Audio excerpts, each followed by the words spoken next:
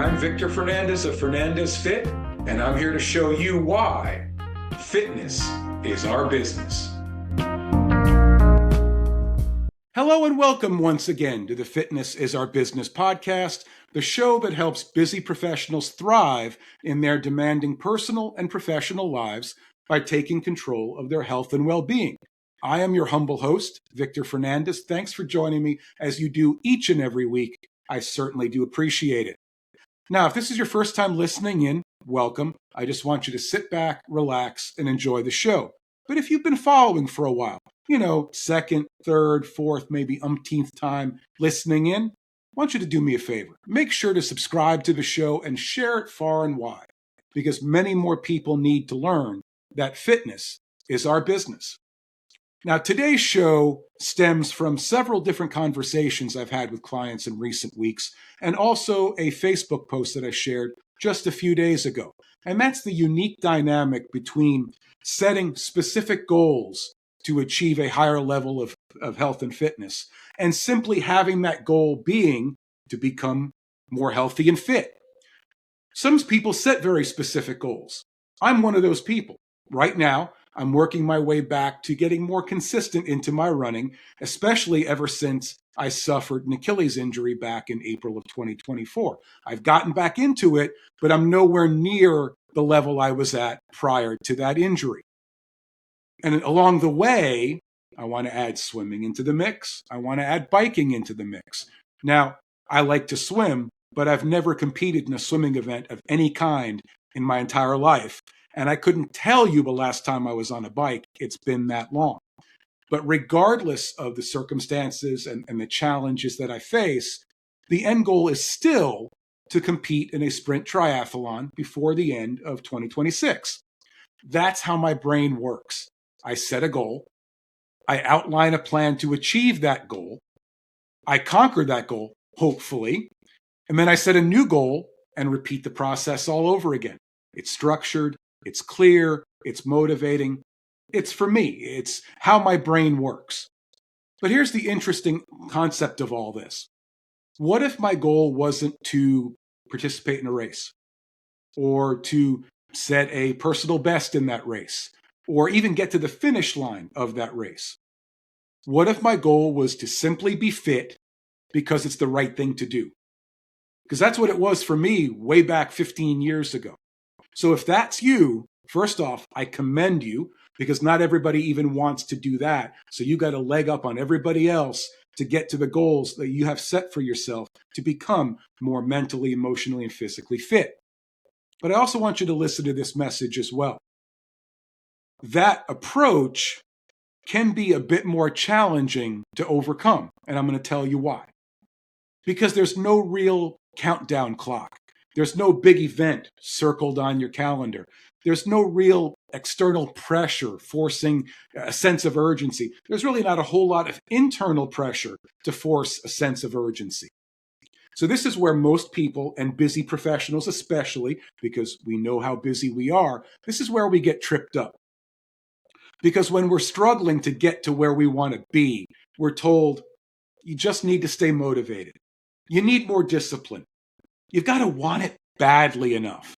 Now, that advice on the surface sounds good. Nothing really wrong with it, but it can break down real fast in the real world. Motivation's unreliable. Discipline can be situational. We're not always born with it. We have to build it. We have to grow it within us along the way. And some days with discipline, I shared this with a client earlier today, discipline can, the level of discipline can rise and fall based on just how we feel.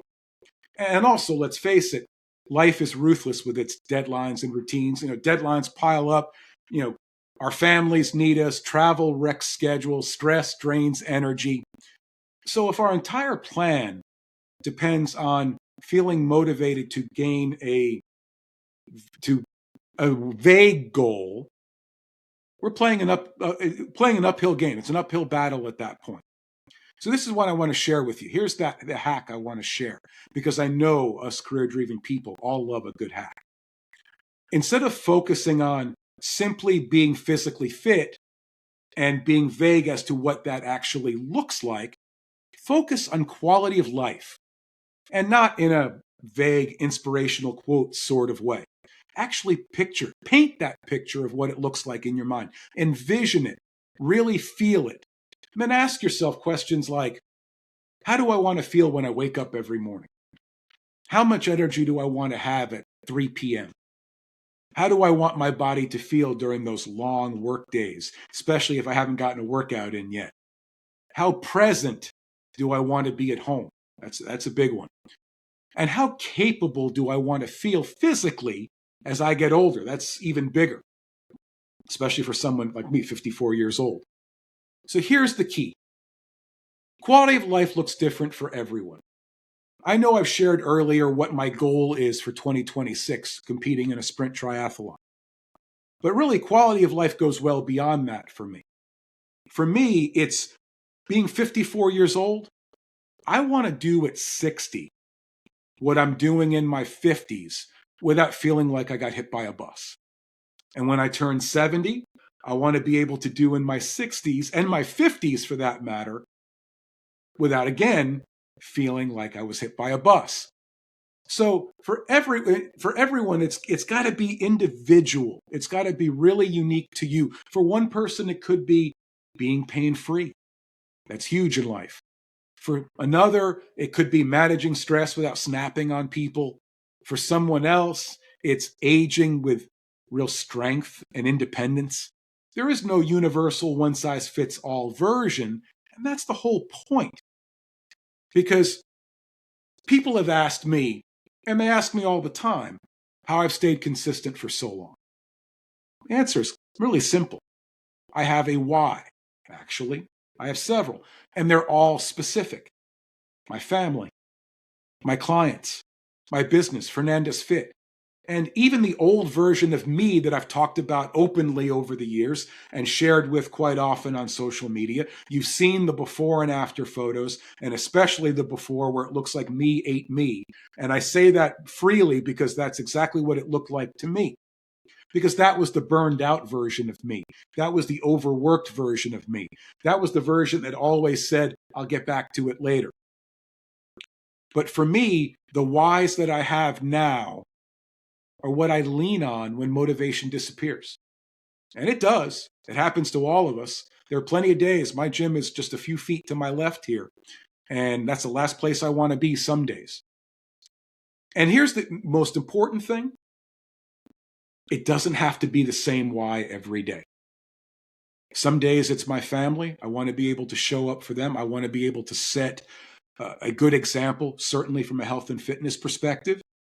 Some days it's the responsibility that I hold dear to set the good example for my clients because they all have their own goals that they want to set. And back when they first started working with me, those goals were fairly similar: to lose weight, to gain muscle, to fit better in their clothes, and to just feel better about themselves. But as time has gone by, their goals have broadened. They've broadened their mind when it comes to what exactly it is they want to accomplish and what that looks like.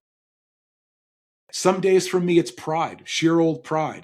I tell people all the time, I hate to lose more than I like to win.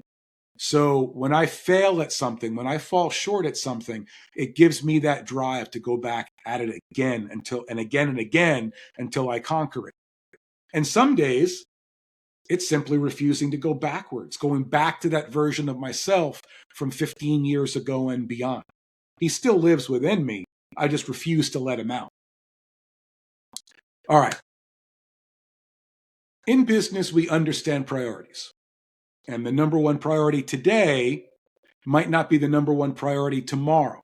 And that's normal. That's perfectly fine, which is why I shared earlier that your why doesn't have to be the same every day because the values don't change. Just like in business where cash flow matters, systems matter, leadership matters, in life, energy matters, health matters, longevity, quality of life matters. You don't ignore those just because the day got busy, just as much as you don't ignore a cash flow problem or a system issue or a leadership concern. Because the hard truth is, life will always give you reasons not to take care of yourself. Too tired, too busy, too stressed. Next week will be better for me. It'll be slower. I know I've used that before. And if you're waiting in life to have life slow down before you can focus on your health, here to tell you it won't. So stop focusing on the reasons not to do it. Focus on the reasons why you should, because the payoff isn't merely physical. It's mental clarity. It's being resilient mentally, emotionally, physically. It's feeling confident in both personal and professional circles and being fully present for the people who matter most. And you don't need a sprint triathlon in your calendar like I have to justify taking care of yourself. You don't need a dramatic, transformation in life, a story to start. Sometimes, the most important, maybe the most powerful goal is to just live well, move well, and show up well. Because when you do that, everything else has this funny way of kind of falling into place and working better. That's exactly why I say fitness is our business. That's all I have for you today. Hope you're all having a great day, a great week, a great start to 2026. And of course, if I can help out in any way, I'm always here for you. Because remember, no matter what obstacles you have in front of you, no matter what goals you set for yourself, always remember that fitness is our business.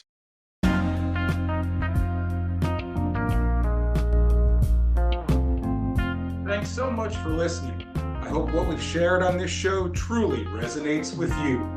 If you want to learn more about the health and fitness services I provide, head to my website, fernandezfit.com. If you're ready to connect with me about health and fitness coaching, send an email to info@fernandezfit.com or a text to 814-504-7774. And of course, you can find me all across social media, Victor Fernandez 123 on Facebook, Fernandez Fit on Facebook, Instagram, and LinkedIn, as well as the Healthy Lives, Healthy Business channel on YouTube. Thanks again for tuning in, and until next time, always remember, fitness is our business.